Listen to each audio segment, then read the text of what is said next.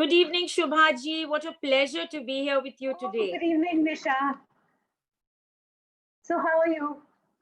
I'm very excited to be here on the Pavitra Forum. It is such a beautiful platform built with so much love and passion by the benevolent Radha Rani Priya Mata ji and Radhika Kishori. And of course, the mellifluous Shubha Swami, who is here today with me.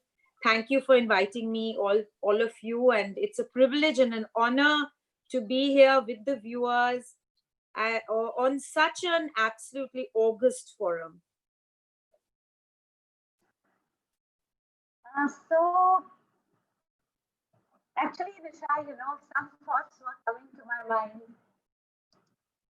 And the first thought that came to my mind was that we live in a very straight-jacketed society. It has stereotypes. It has cliches. And Shubha Mataji, if I may interject, your audio is not very clear. So may I request you to reiterate the question? Can you hear me now?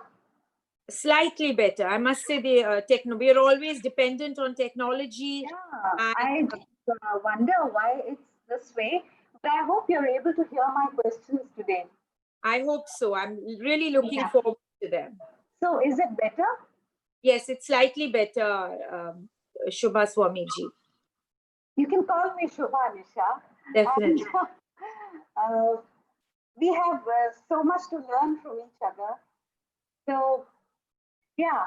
So what I was trying to tell you was that we're all living in a very straight-jacketed society where there are cliches and where there are stereotypes. And suppose, say, I take a word like craft or art. Our mind conjures a very traditional image. If you take the word writer, you have a very somber look, formal wear, pen, and a very thoughtful, formal person. So here I am with someone who's breaking stereotypes all the time and who's very much a part of the glamour world and is beyond cliches, beyond stereotypes. She seamlessly works in the worlds of fashion, architecture, art, craft, education, philanthropy, and she's a prolific blogger, an author of 2 books, an equal rights activist, a very huge voice on the social media, and from what I hear about her and read about her, her bucket list is overflowing. So, welcome on Pavitra, Nisha JamVwal. How are you, gorgeous? I'm very well. Thank you so much. May I return the compliment and tell you what a great admirer I am of your mellifluous voice, of the way you carry off the liberation by sound musical evenings that we so enjoy, your eye for the aesthetic in terms of your handicrafts and your attire, which is always traditional weaves, being a great admirer of the Indian weaves and a craft crusader. I've always noticed what you're wearing. I want to thank you for so meticulously understanding the fabric of my personality and my life. It has been a very out of the box existence, and it has also been a very unpredictable set of events that set the course of my life, Shubha. I grew up in a world, in an erratica of art, in a kaleidoscope of color, and where other children were reprimanded for drawing on the walls. My mother actually bought crayons and paints, and my parents made me draw and paint on the walls. And when I was not even 3, they gave me colors and cards and made me color the cards and sent out their Christmas and Diwali cards that I had sketched at that young age. So the encouragement and the impetus that I received has to be attributed to my parents, which of course led to a world where art took precedence over nearly everything. And all holidays were spent at museums and galleries, whether it was Sousa's nudes that I was exposed to at such a young age without, any prude mindset to it, or whether it was the works of Nandlal Bose or Rabindranath Tagore, or whether it was the music of Mukesh or Geeta Bali. Art was always in a erratica of forms. There was no restriction in my life. So I guess it was a very offbeat childhood, which set the tone to my entire life. And when I met my life partner, um, he is and will always be the wind beneath my wings, who further absolutely encouraged and gave me so much. There's no word to describe this great human being who absolutely propelled me and encouraged me and bought me cameras to take photographs and to interpret art in different ways and explore and experiment even further. So that where other, the pre-formatted form of the conventional patriarchy is where, when you're not returning a home on time or where you're busy setting up an auction, there will be recriminations. In my case, there was only encouragement. And very early on, Shubha, when I returned to India after an education in Japan, Paris, and LA, I set up my first auction in India for the very exotic Indian crafts. And that was under the tutelage, guidership, and mentorship of Roshan Kalapesi, who had been the protege of Kamla Devi Chattopadhyay. That was so poignant because of the fact that I saw that our crafts would be dying if we didn't give them encouragement. And on the other hand, so beautiful and so exotic and so kaleidoscopic that it just opened up a new world for a person who'd, only been exposed thus far, more so to the Louvre or d'Orsay or the Picasso Museum or the Hermitage in LA or Hakone, where I'd lived and worked in Japan. So while I'd always grown up seeing my mother wear paitanis and the most exotic weaves, my true journey and, the touch and feel of kalamkari and the smell of kalamkari and ikat and paitani and patola and garva kam and bastar with Jaydev Baghel and mithila work with Satnarayan and Moti Lal Karan, who, as you know, had gone to Japan and not had a very pleasant experience, if I'm not wrong. Gurappa Chetty's, I saw him work at his kalamkari and Chelapati Rao's leather puppets. And today I'm involved with you, Shubha, and Radharani Mataji and Radhika Kishori in the world of Lord Krishna's life. But back then I was not initiated to this extent. And yet I serendipitously bought the entire gamut of 6-foot leather puppets of Ram, Lakshman, Sita, and Ravan with his, 10 heads in a leather puppet. So it was absolutely a discovery that's even now continuing. And I wrote these books, which you just mentioned, which is Symphonies in Stone, which was, the patron of which was Shri Arvind Singh Mewar, who's also my husband's uncle, the Maharaja of Udaipur. And then I wrote the book for Roshan Kalapesi called The Paramparic Book of Indian Crafts.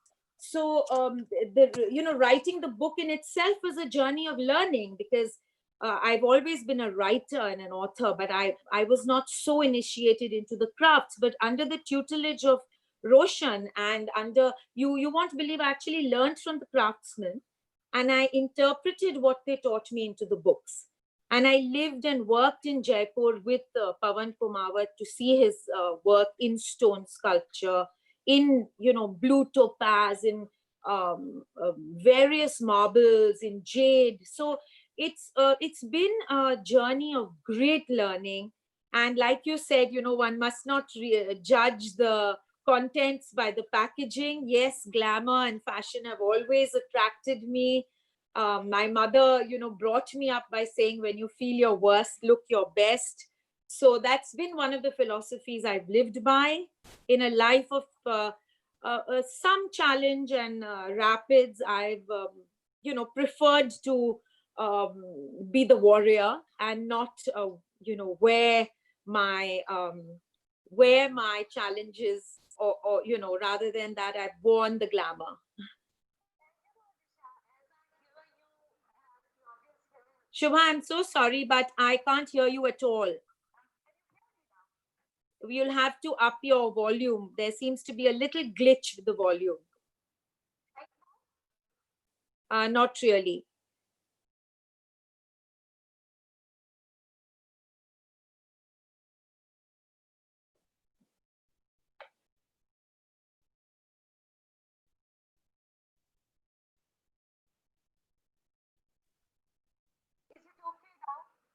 It's slightly better. I'm going to try and hear you, Shubha.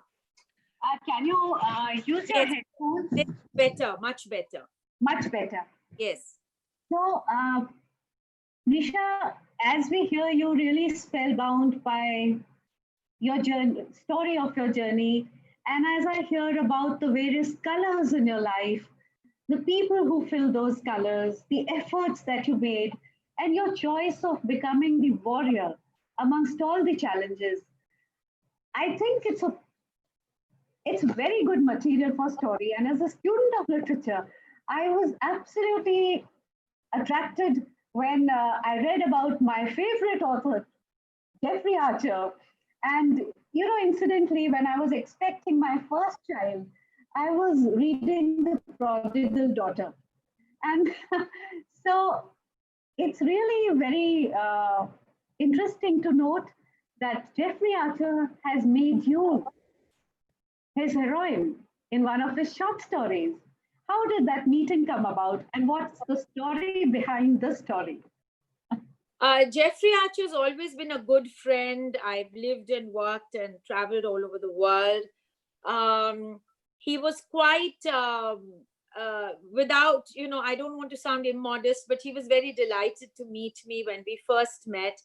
And interestingly, when I introduced him to my husband, he absolutely forgot my existence because he was so riveted by the enigmatic man. And he wanted to know our story. And when I told him the story, I had no inkling that it's going to turn out into a book. Shubha, it's the first book in which he's used real names. I am Nisha JamVwal in the book, and thereby hangs a tale. And, all the characters, my father, my mother, or everyone in the book is, has their real name, and the places are the real places, except for perhaps the Taj Hotel, which has been called the Raj Hotel for branding reasons. The story came about, it's an absolutely true to life story. But this man, Jeffrey Archer, is one of the most brilliant storytellers that I have ever encountered, Shubha. And I'm going to say something a little politically incorrect. Shortly after that, I met Wilbur Smith, who's also been one of my favorite authors. I loved his Riverboard series set in Egypt. I'm to an extent an Egyptologist as well. When I met Wilbur Smith, I was so disappointed because the books are so sparkling and the man was just not what I had expected or woven in my mind. And in contrast, when I met Lord Jeffrey Archer, he was so much more than what I imagined. He was so much greater and so much funnier and wittier and engaging. And on my birthday, he called me. He said, "What's your favorite restaurant?" And took me to the restaurant and handed me the first draft of the book.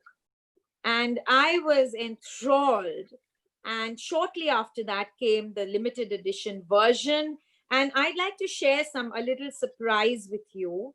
I'd like to share something that hasn't been declared in the Indian press. My story was chosen as one of the favorite stories of readers worldwide. And that story has been illustrated. And but for the COVID debacle, the illustrations would be at a very famous gallery in London as we speak. And I would have been there to inaugurate the show along with Lord Jeffrey Archer. The book just reached me, interestingly, yesterday. And the book is right here. And I'm going to show you one or two of the sketches. I hadn't planned this, but I'm going to do it. And the sketches are so like a reality. And this story has been voted along with 10 other stories, which are the favorite of readers. And each one has illustrations which was supposed to be shown by Paul Cox in the gallery this month. But man proposes and God disposes. So we haven't been able to be in London and see the sketches in reality. But the book did reach me yesterday, just in time for this talk. So Shubha, while you talk to me, I'm going to look for the sketches. I think While you an absolute pleasure for us. Yeah, but tell me. So Shubha, the story of us sporting, and this is some of the sketches. This is done by one of England's most famous artists. And this is the book, and it's a limited edition signed copy by Lord Archer. So like you said, there can be no greater honor except the honor of meeting the person that you only can dream of and then marrying him. That is the greatest honor, I feel. Here it is, Shubha. So this is something I wanted to share with all our beautiful friends who've taken out the time on Sunday to be with us today. A very happy Friendship Day to all our viewers here today. You're such a vivacious person, so energetic, with the gift of the gab. And it's so easy to make friends with you, we feel comfortable when you're around. So yes, on the Friendship Day, it's good to have you here. And I was wondering, I was reading one of your and it spoke about your troughs and challenges. Did you make them your stepping stones to your achievements in life? Yes, absolutely, Shubha. My troughs and challenges have been my greatest teachers and my greatest. Nisha? Yes, Shubha. Nisha? Yes, Shubha, I can hear you. As I was saying, the troughs and the challenges and the rapids have definitely been the teachers and the allies in what has perhaps sculpted me and is continuing to sculpt me. The philosophy of always looking with it and always appearing happy and with a smile right there in place sometimes did take its toll. But having said which, I learned to shoulder responsibility, to shoulder trial, to shoulder tribulation, and come out a more strong person with the help of various tools, which I'm going to come to in the next second. But before that, I want to say that in this generation, I often find that, sometimes we tend to mollycoddle and protect people.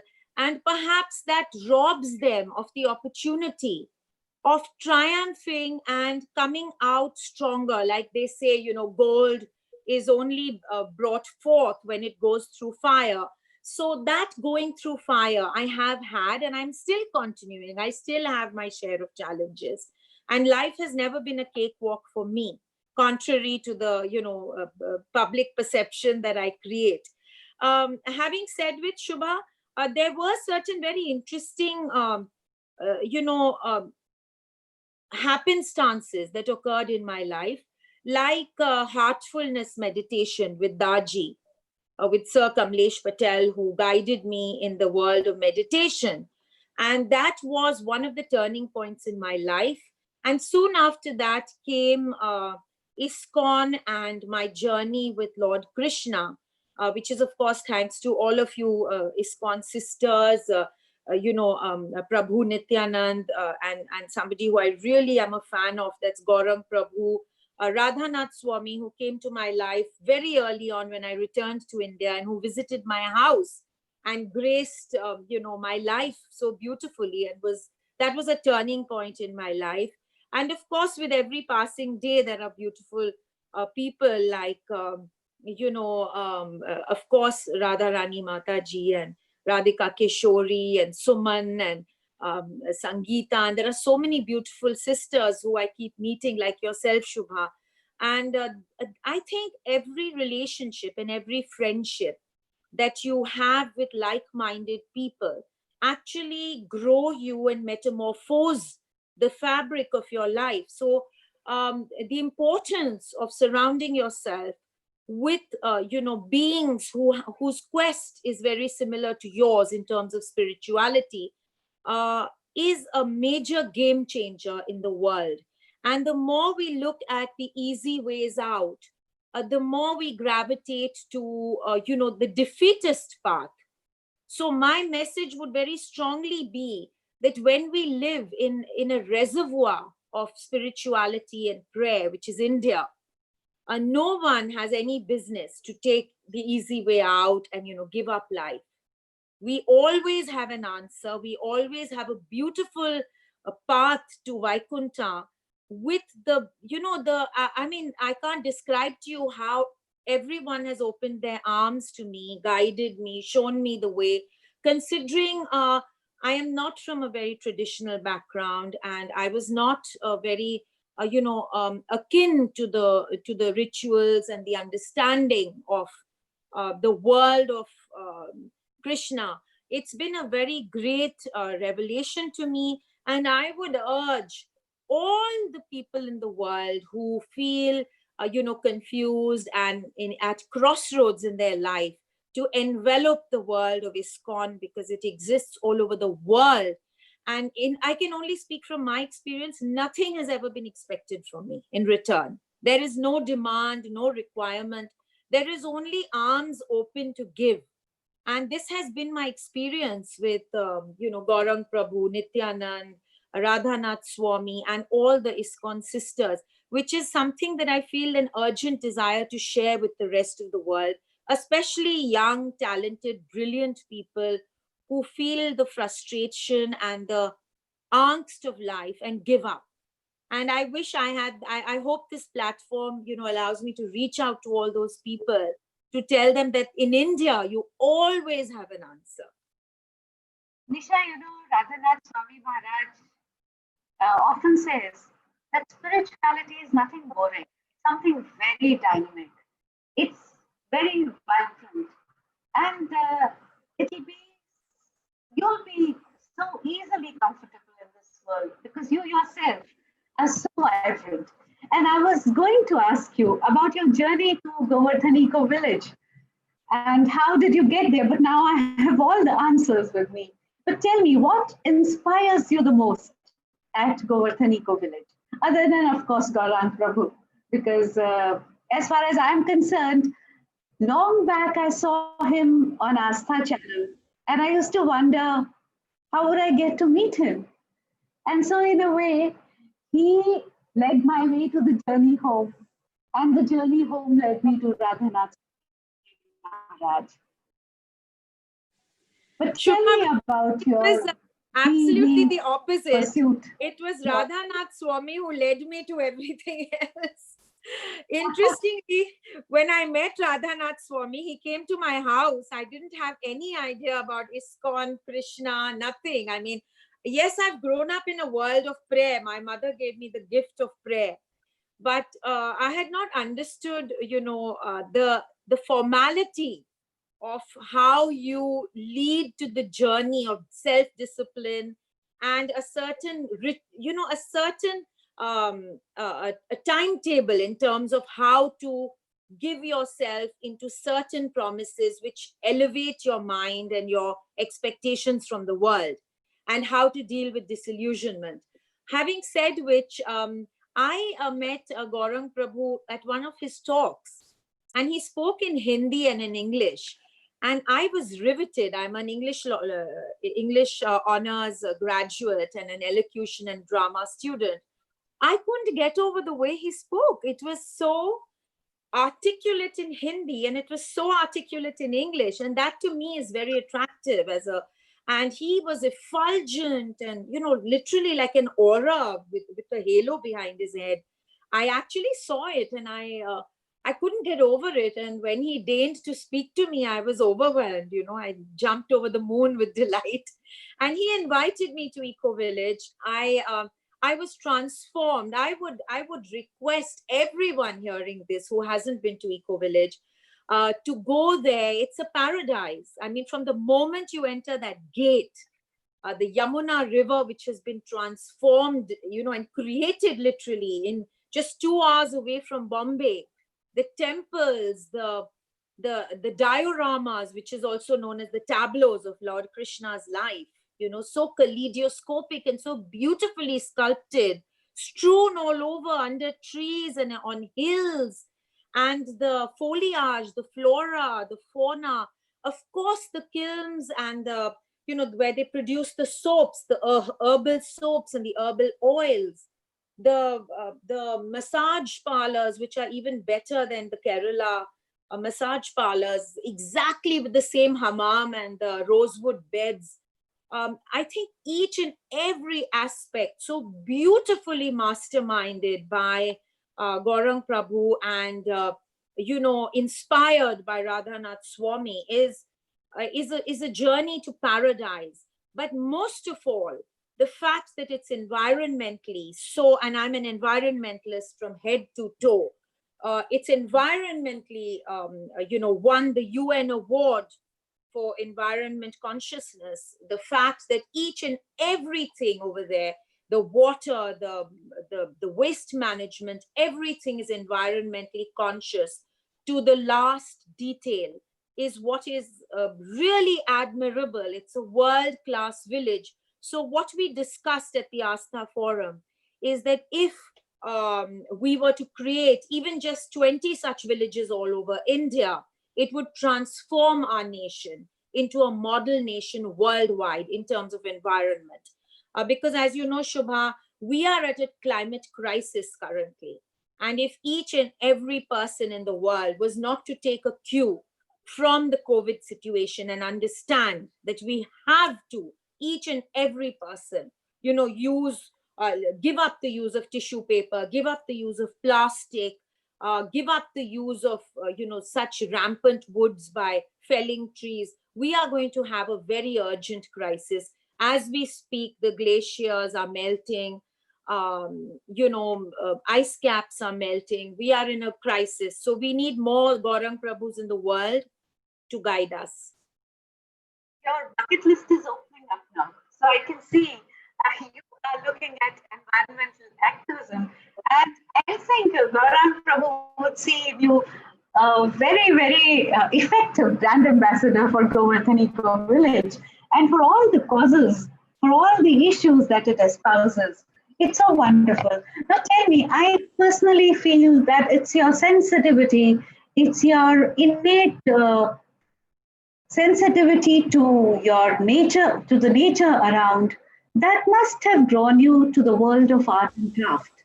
And I was wanting to know, how did you manage to reach Orissa? A girl from Mumbai going to Orissa, looking at that beautiful state with its vibrant colors. I have had the most wonderful time staying very close to Orissa for 5.5 years. And I've seen the Sambalpuri weaves, the ikkas, the bomkais, the pattachitras. And I'm very eager to know about your journey to that state. So Shubha, I can absolutely identify with your love for that area and for Patachitra and even Peepli work, the patchwork, which is so dramatically beautiful. I was riveted by it since childhood, and my mother's been a collector of Peepli work, counterpanes, bed covers, that is. Um, so when I was invited by Tata Steel to give a workshop on Gond art to the tribals and the Adivasis, I didn't realize what I was in for. I went there with, no real expectations except my desire to buy some Patachitra and to buy one or two sculptures from Sudarshan Shetty, who I've also written about.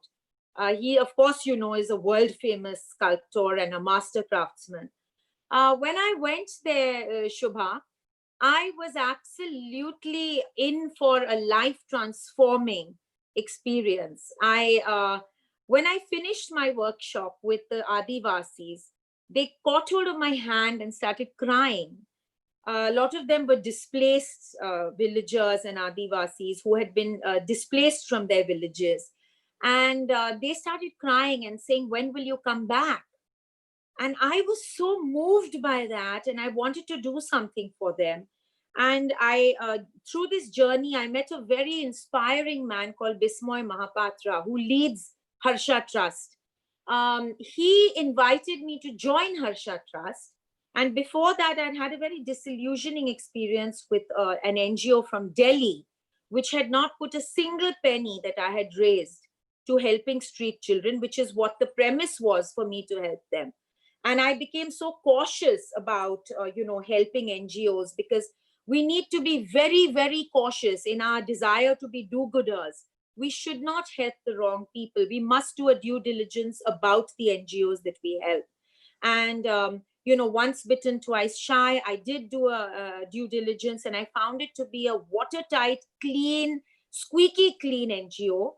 I joined Harsha Trust, and I go there once in 3 months to work with them in irrigation, to ideate, to fundraise, to work on innovations on poultry, on irrigation, on agriculture, and as we speak, Mr. Kalyan Banerjee and Mr. Panda, who are two IIT professors, and myself are trying to build reading rooms for those young children who don't go to school, but who would like to read and write. So we are collecting books from all over India and placing them in these reading rooms. So it's been a very, very inspiring journey, Shubha. And it's something that, and of course, as you know, Orissa, I think, is one of the richest states in terms of craft.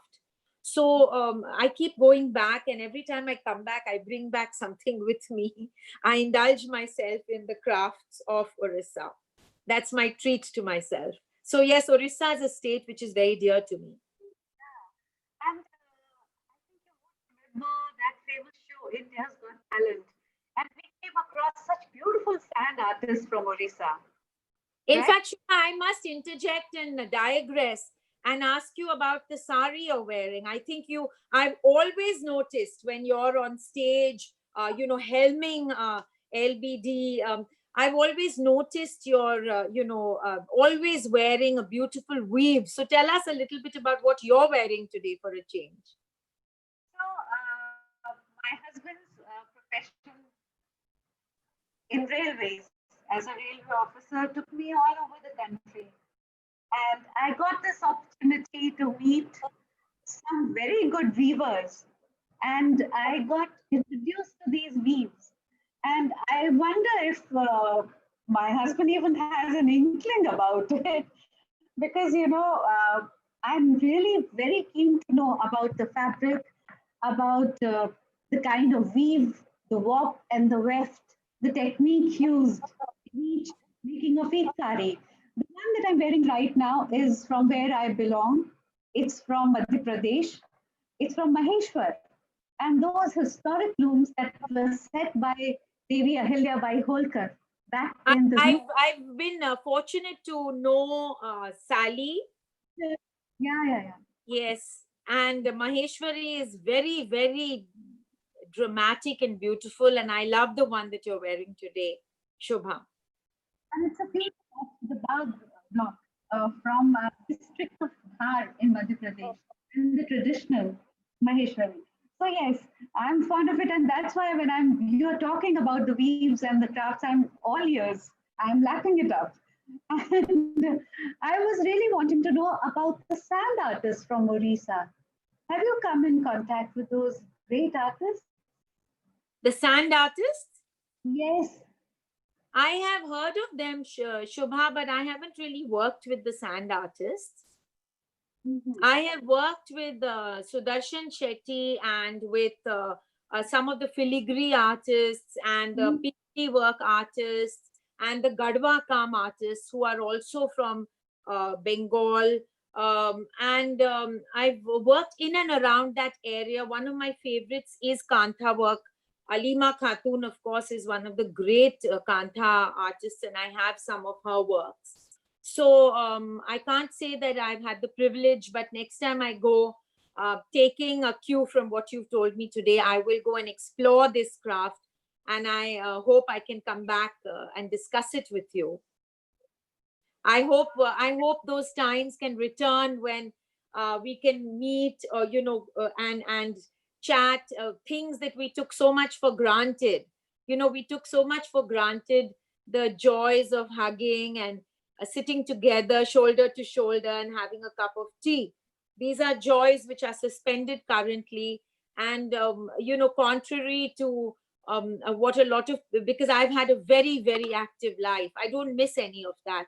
But what I do miss is the human interaction of sitting in front of each other and having the warmth of personal interaction. We Swami and of his blessings is there with us. And I'm very sure that this too shall pass and that we'll meet soon. And we are staying I think we are staying next door to each other. So it will be a great opportunity to meet Yes, you, and definitely. I'll be looking forward to it. Thank Yeah, you.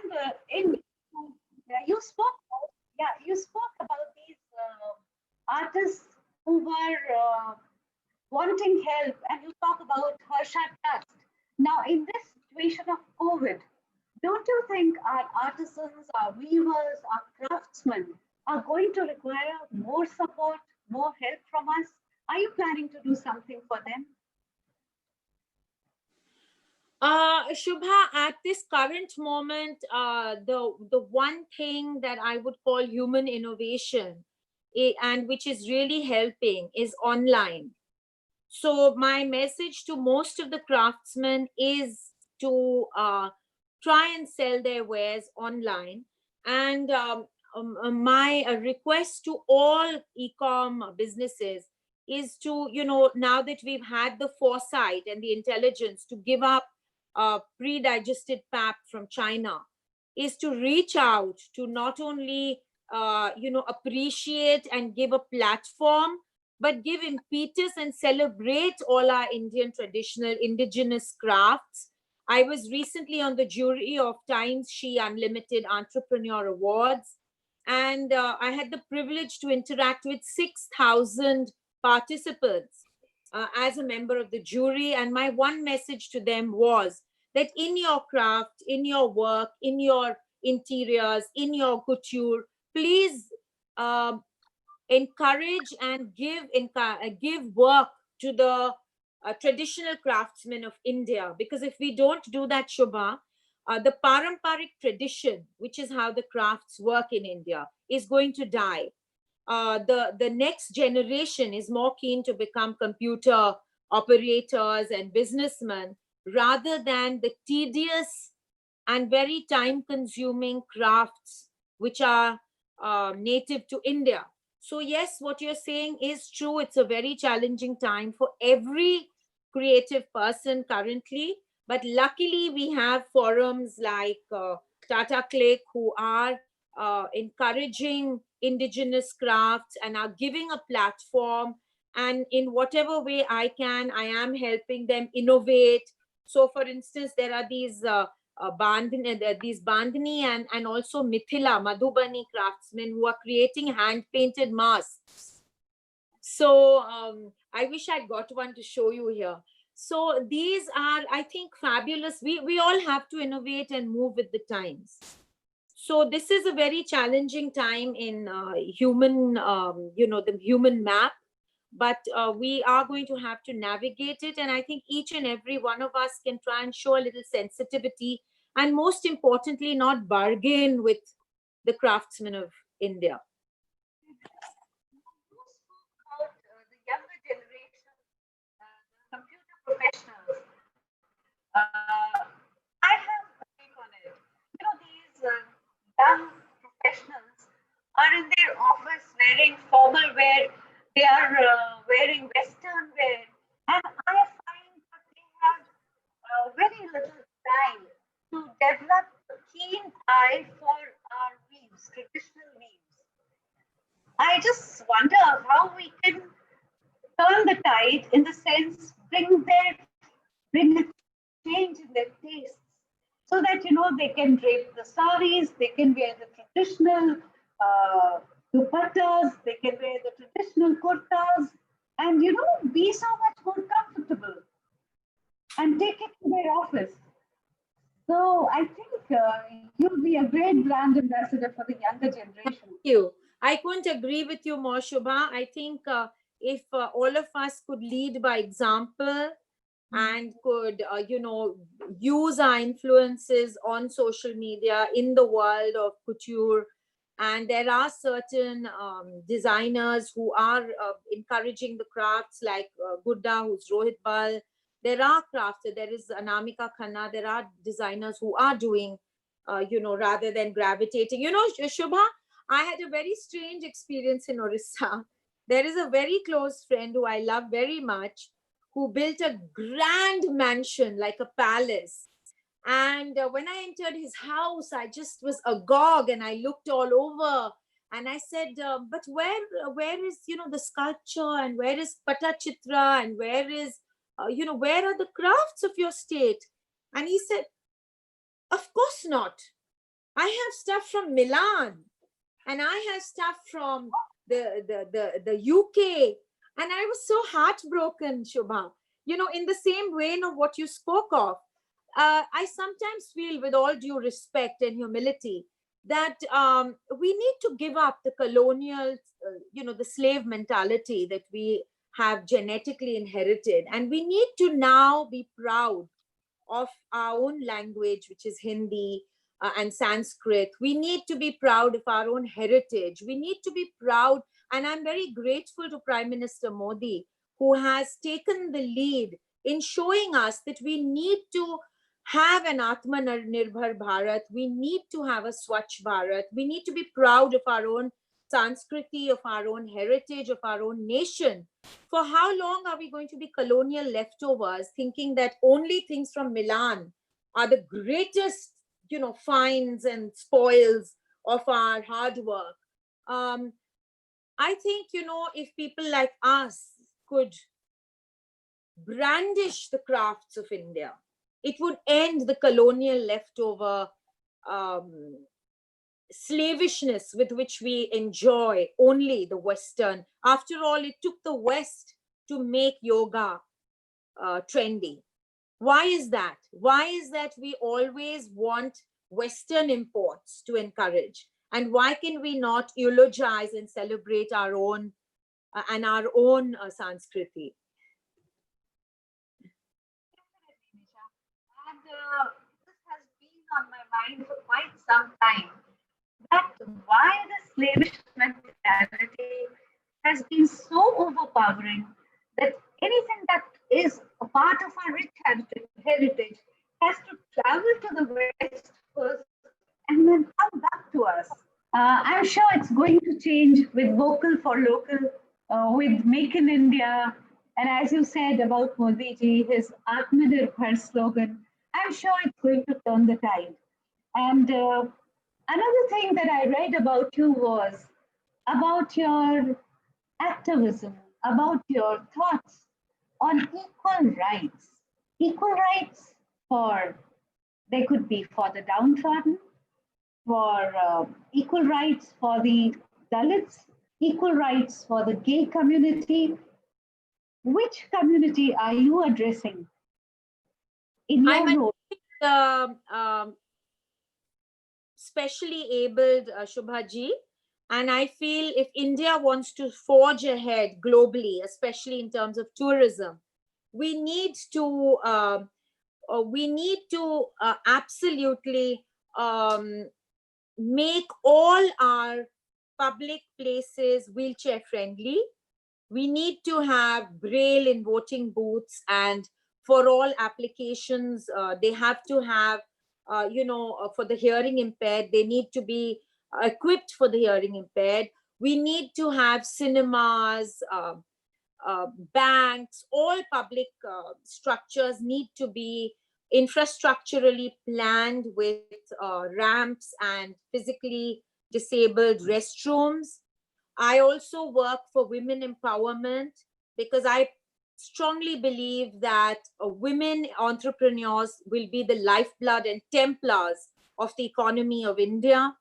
Of course, I have a deep empathy and I wish to help most people who lack a voice. But the two areas where I'm very focused on is women empowerment and the specially abled, where I have taken the Maharashtra government to court. And that has been a really a very charming exercise because the courtroom turns into a very collaborative exercise of BMC, us, just about everyone on the same page. It's nearly as if it's like a little meeting room. There is no one against what we believe in. BMC has been very, the Honorable Commissioner is very pro the message and has been very eager to make all the public buildings in Maharashtra specially abled. And as you know, Honorable Prime Minister was very keen and has accessibility as one of his mandates even before he was elected into power. So he's been very, much a patron of this movement of mine. Oh, how wonderful. We'll be looking forward to the judgment when it comes. And we'll be looking forward to hearing your success story as far as this particular issue is concerned. Nisha, there are some questions coming up. Let us take them up right away because they are closely associated with what you're doing and the conversation. There's Neha. She wants to know, how shall we cultivate creativity among the youth? See, youth has to be at the forefront of all the issues that you espouse, that are close to your heart. So, how do we make them more creative? How do we make them more sensitive? How can that happen? I do find that the youth, the next gen, and the uh, millennials are very exciting, very enterprising, and they have a host of tools that were not available to us in terms of Google, in terms of being able to have knowledge at the click of a finger. You know, Shubha, we would have to consult tomes of encyclopedias, which doesn't happen right now. And I'm very excited to deal with the beautiful, young denizens these days. I'm excited to see the work that they do. But yes, it would be wonderful if they were to be more attracted to indigenous crafts, if they were to be, offer greater attention span than the internet allows us. So social media and, having, jumping from website to website does create a very low attention span.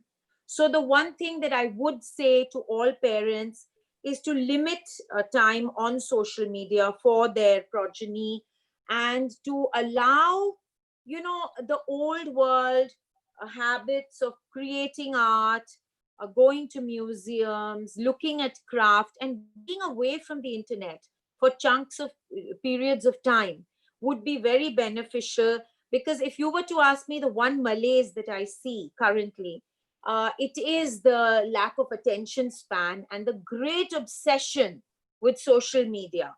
So if you have, thousands of likes on Instagram. It gratifies you and gives you a raison d'etre. I'm a great fan and encourager of a lot of youthful people who are writing books, who are making paintings, and I feel encouraging that and exemplifying it and celebrating it would create more heroes in our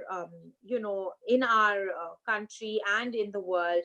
And of course, like I said, absolutely discouraging hours and hours and hours on smartphones and on in the internet.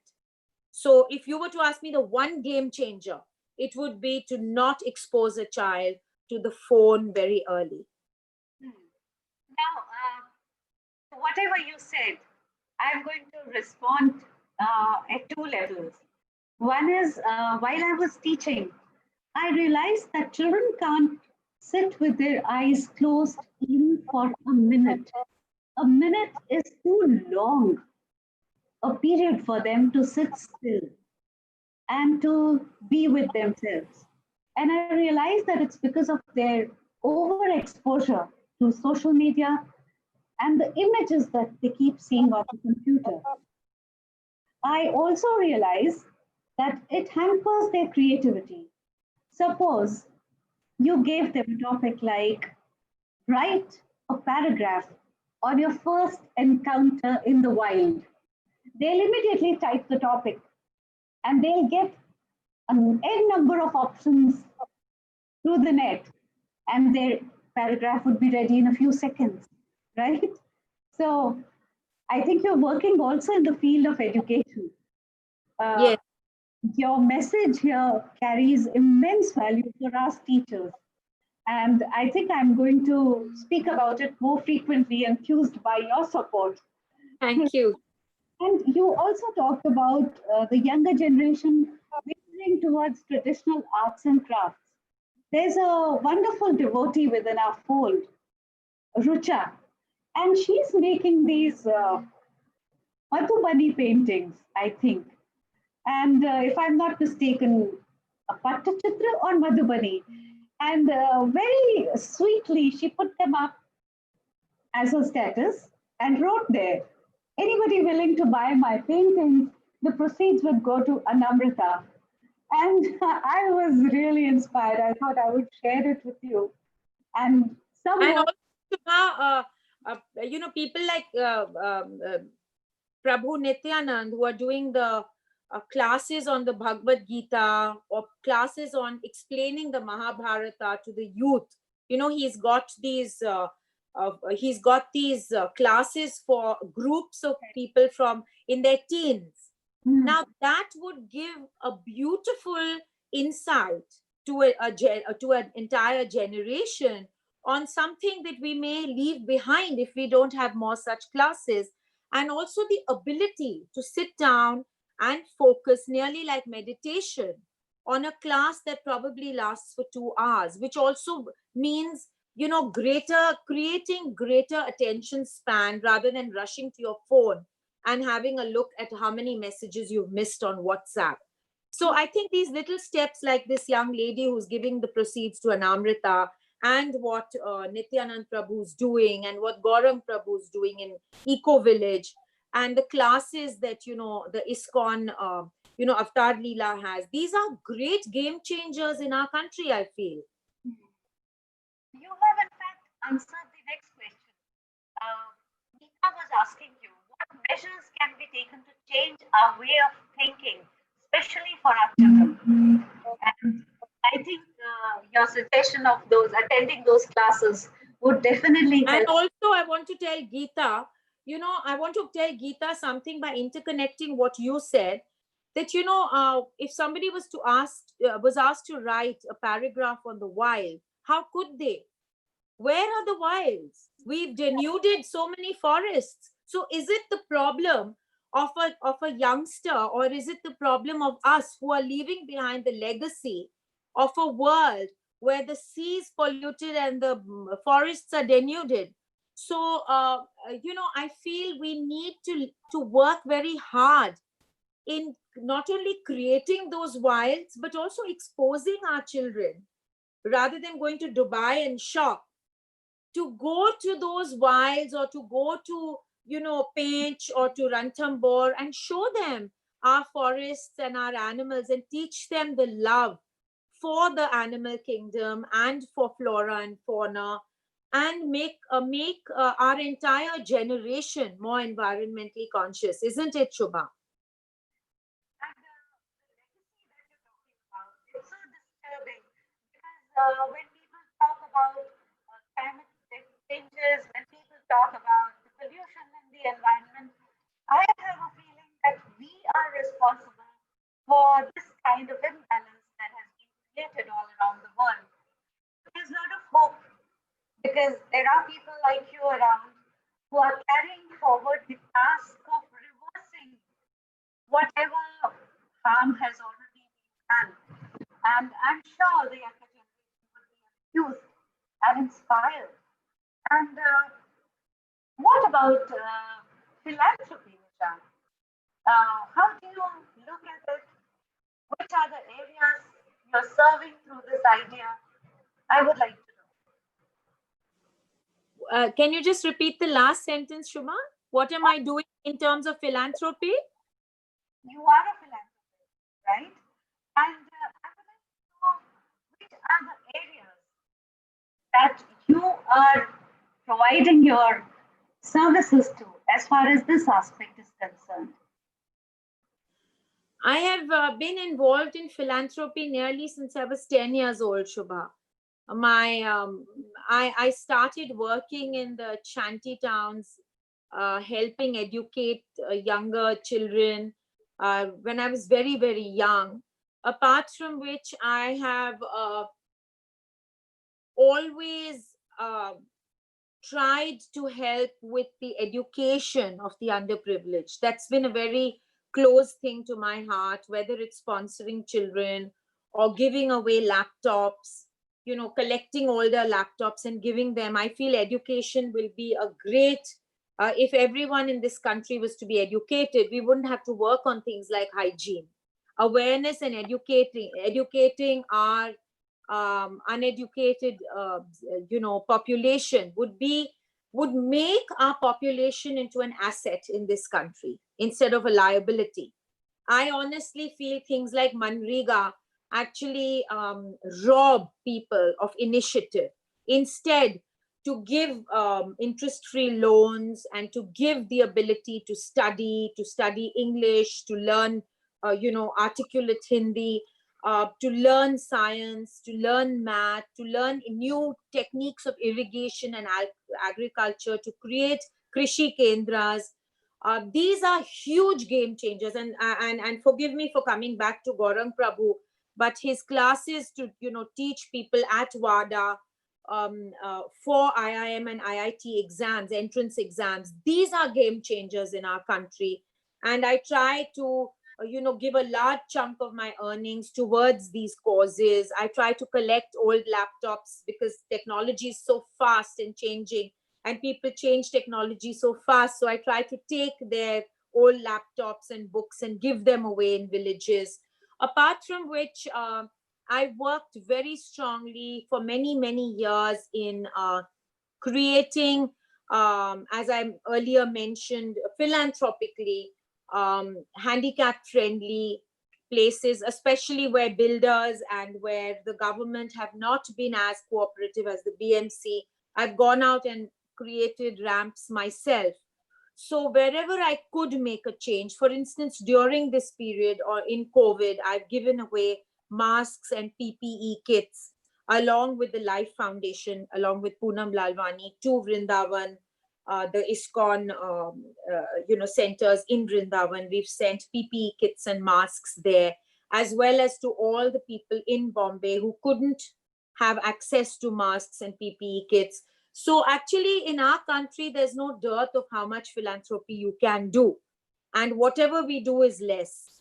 So I learn from people like Gaurang Prabhu, and I follow them as their humble servant to try and just add to what beautiful things they are doing.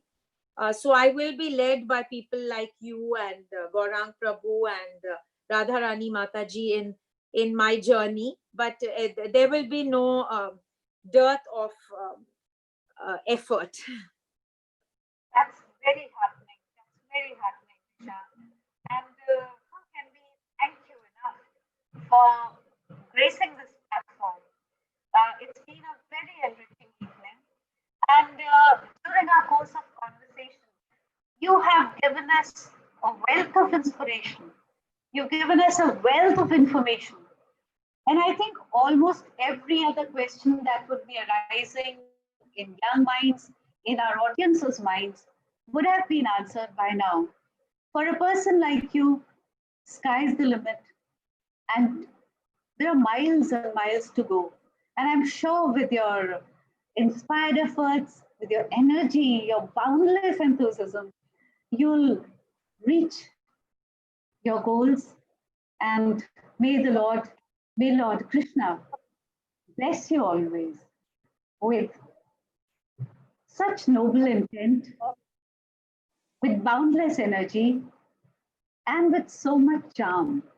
Thank you so much, Nisha, for being here. We are honored. Thank you so much, Shubha. It's a privilege to have this chat with you. For many years, I've seen you and heard you like a nightingale helming the liberation of sound musical gatherings. And I've always loved the way your turn of phrase. And I'd like to thank you and Radharani Mataji, such an inspiring mentor and guide, and our beautiful Apsara, Radhika Kishori, and all the lovely human beings, who've thought of Pavitra Forum to inspire, encourage, and motivate lots of people all over the world to come forward and embrace the spirituality of Pavitra Forum, and to always, gravitate to the wealth of cultural and spiritual knowledge that it expends to all of us internationally. Thank you so much. Thank you, Nisha. And to the audience, I just have to say, please keep coming back. You are our patrons. Please keep watching all our guests, hearing them, learning from them, getting inspired by them. Nisha was here today, and I'm sure we'll be back with her once again soon enough, discussing new issues. And there'll be many more speakers on Pavitra gracing this platform, and we'll be connecting with you again and again. Be with us always. Thank you so much once again. Friendship Day to all the lovely friends who took out the time to be with us today. Thank you so much.